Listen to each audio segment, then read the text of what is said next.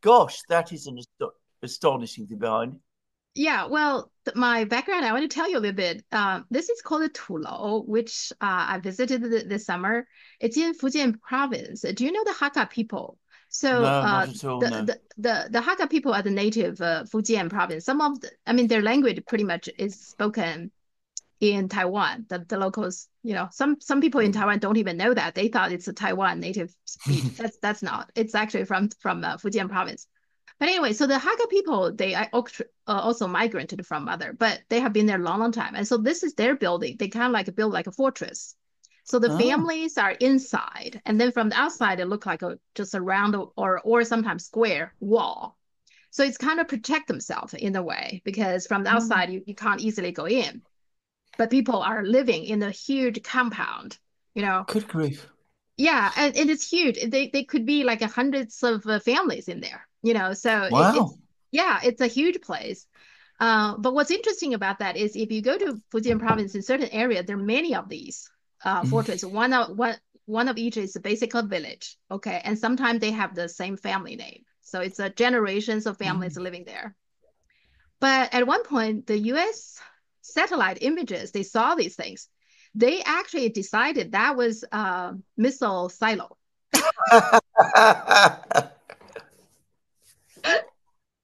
That is so funny. That is so, so funny. Well, ever since I heard about that, I thought, okay, if I go to that area, I must visit that. That is so funny. Oh my They act goodness. they actually believe that. So just to give you some background. So that's it's an interesting place. It's people still living there, but it's very commercial. The one that I went to is very commercialized with a lot of shops, Yeah. souvenir shops and etc. But Yeah. it's a I mean I kind of like in a way it's an interesting way of living because you live with your family for generations and all your relatives Mm. right in the Mm. same place. Now people do marry into each other, so the tradition is the Yeah. daughters will marry into another village, Yeah. and Yeah. then you get daughters from other village coming in. Yeah. So that's about it. But it's interesting they build it to again defense, to protect Yes. themselves. Yeah. Yeah. Yeah.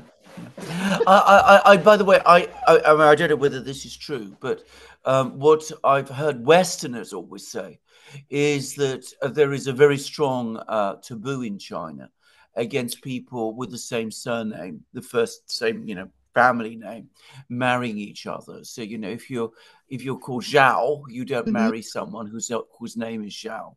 I don't know whether this is true or not, but anyway, I that's think what I've heard. yeah, and it's actually interesting. The European royal families they like to marry into each Oh, other, right? absolutely. Yeah. In China, it's a kind of a taboo to marry relatives. Pretty early Yeah, on, they noticed that could be a problem if yeah, you close yeah, relative marry each other. So yeah, that I think it's has been a long tradition. I'm not sure if family yeah. name is such a taboo. I don't think so. But like close Right. relatives are not supposed to get married. That has been a long Indeed. tradition. Well, much, much more healthy. If you're talking about European royal families, you are absolutely right about this. And the most notorious case of the Habsburgs, who were the dynasty that ruled Austria and much of Central Europe. And if you look at some of the portraits of some of the Habsburg rulers, you can see how distorted they'd become, Mhm. with huge jaws and all kinds of things that had become hugely exaggerated. And I mean, it was really, it really was. And of course, it led to all kinds of mental Mhm. issues, which, Problem, yeah. one might not want to talk about too much. Yeah. And Yeah. Queen Victoria, all her children or Yeah. grandchildren, she married out her children to different royal Yeah. families within Europe, Yeah. right? So she has Yeah. relatives all over the place, right? All over. Absolutely. Yeah. I mean, the royal families of Europe are basically one big extended family. Family, yeah. Uh, Okay. and as I said, it's not healthy. And the Yeah. First World War was, in a kind of a way, a gigantic family quarrel. I mean, it really was. I mean, because the Kaiser was Queen Victoria's nephew. hmm I mean, hmm it was that the connection was that strong, and the Tsar of Russia. If you look at pictures of him and compare him with the King of England at that time, George V. I mean, they look like twin brothers. I mean, they were Uh-huh. all they're also closely related. That is, and as I said, actually made it it made the situation in Europe at that time even more dangerous in a way, because as we know, when family quarrels can get Oh yeah. going, it's very difficult to bring them under control. Yeah. They hate each other more, maybe. They hate each other more, absolutely. Well, Nicholas and Wilhelm eventually, from having been friends, did come to hate each other. And that played a major role in starting the First World War. Yeah. I always forget to give you some comments about, our program. So one thing I think got lots of, our conversation got lots of comments is when you're talking about Churchill. Uh, Yeah. like me, I mean, when we were growing up, actually, when we were taught at school, Churchill is always a positive figure because he fought Right. the Nazis and Yeah. yeah. So but the more I learn about him, of course, he's a very complicated, to say the least, a very complicated Yeah. figure. And so when we were talking about whether he's a villain, I think we agree he is. Yeah. I think lots of comments are talking about that saying people are saying, yeah, they some of them are surprised, but some of them are saying, yeah, that is true, but it's not well known that this is such a Yeah. complex figure. So people very welcoming that kind of discussion. Just want to Right. let you know. Interesting. Oh, Yeah. interesting. That is interesting, actually. Yeah. Gosh. Okay. Yeah. And then the other comment is you'd probably be surprised that when you're talking about Keir Starmer, who could get a fraction of the cost in Malaysia, get nice tailored suit. There are plenty of people saying, "Oh, come to Shanghai, come to my Oh, yeah. neighborhood." Absolutely. Yeah. You can, But I mean, superb tailoring in Shanghai. So I've heard. yeah, Yeah. Absolutely. yeah. Yeah. It used to be Shanghai is the place if you want to get best, Yeah. Yeah. tailor-made Yeah. clothes. But I think even like where I live in Beijing, there are some good tailors just close I'm by. sure there are. Yeah, I am sure there are. yeah. And as somebody who takes an interest in such things, I'm told that one of the most interesting, extraordinary shoe shops is located in Beijing, Uh-huh. and that they make a special kind of Chinese paper shoe. Uh-huh. Which is apparently quite extraordinary, and that I happen to know that in the city of London, it's considered a very, very, stylish thing Mm. to be able to say that got a pair of those. But no, Shanghai. Just for you to know quickly, briefly, that there is a tradition that everybody who's interested in suits and things in Yeah. Britain knows it, called the Red Tailors. I don't know Mhm. why they're called red. I don't know whether it's connected with the Chinese Revolution, but they originated in Shanghai. Oh, okay. And the famous tailors of Hong Kong are the branches of the tailoring firms in Shanghai that were still in Hong Kong after I think it's called liberation in China, 1949. Okay. So they too have their roots in Shanghai, and it was the most famous Chinese tailor in Hong Kong is W. Chan, which Oh, is okay. absolutely a Shanghai firm, and Mhm. I mean, they're still there, they're still active in Shanghai. But you're absolutely right. Yeah. Yeah. I mean, I've thought about it myself one day, but I mean, it's a long way to go. And I've also heard that if you want a silk suit, definitely get a Chinese tailor to do it, because they're the only people who really understand silk. Yeah. Though, anyway. Yeah. Okay. Yeah, let's talk about the Chinese economy. So the number I got is in terms of the GDP, even though GDP is not a very good number, but let's use it. No. The first quarter, I think the number is 5.3% Yeah. for China's GDP increase, and then it dropped to 4.7 the second quarter. Yeah. And now the expectation for the whole year is around 4.8%. So it's not as robust as it used to. At the same time, China can't keep on having high GDP increase numbers, wouldn't you say? So Mm. what is your overall assessment for this?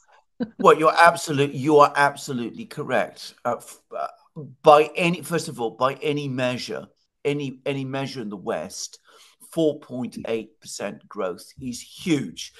I mean, the United States now, claims that it's getting around 2% growth.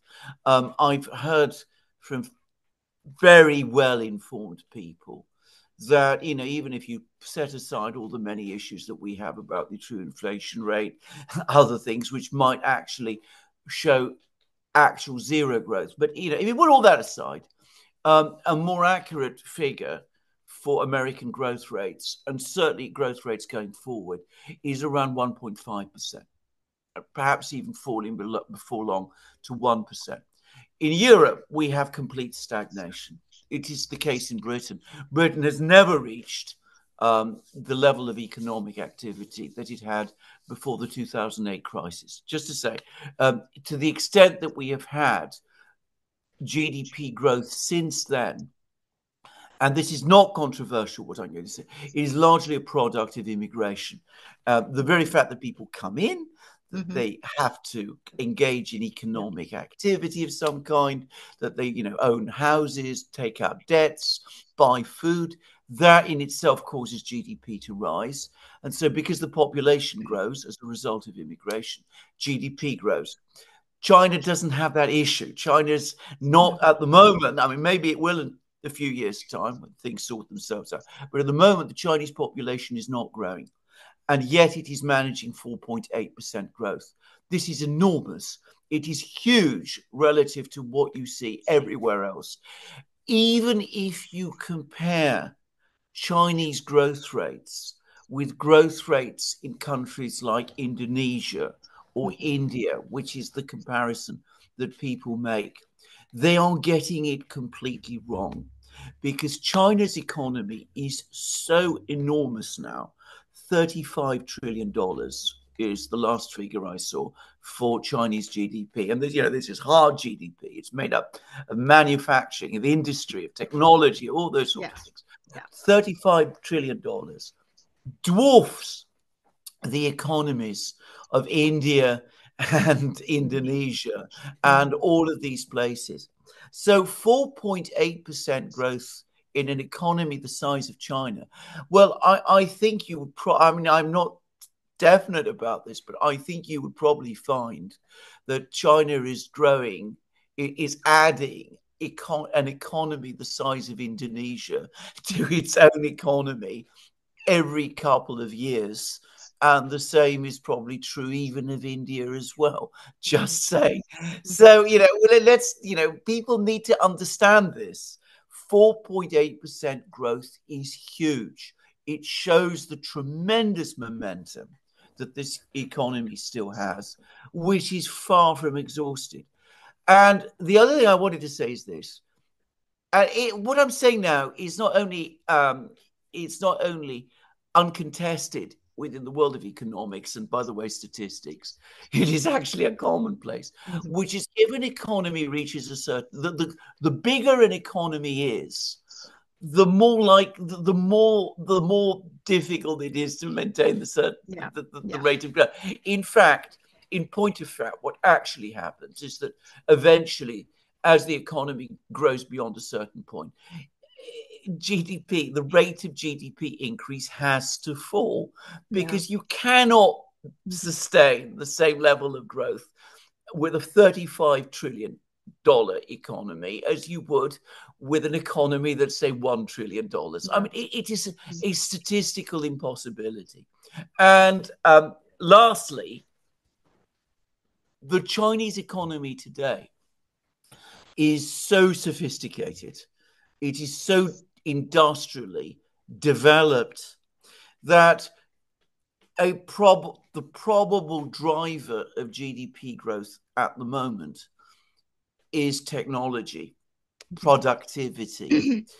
And obviously, the more advanced an economy is, the trend also is for productivity growth to gradually decline, because you're pushing always at the absolute edge of technological and scientific and productivity growth. The reality is that for an economy the size of China, 4.8% growth is extraordinary. It Yes. is remarkable, and people do need to understand that.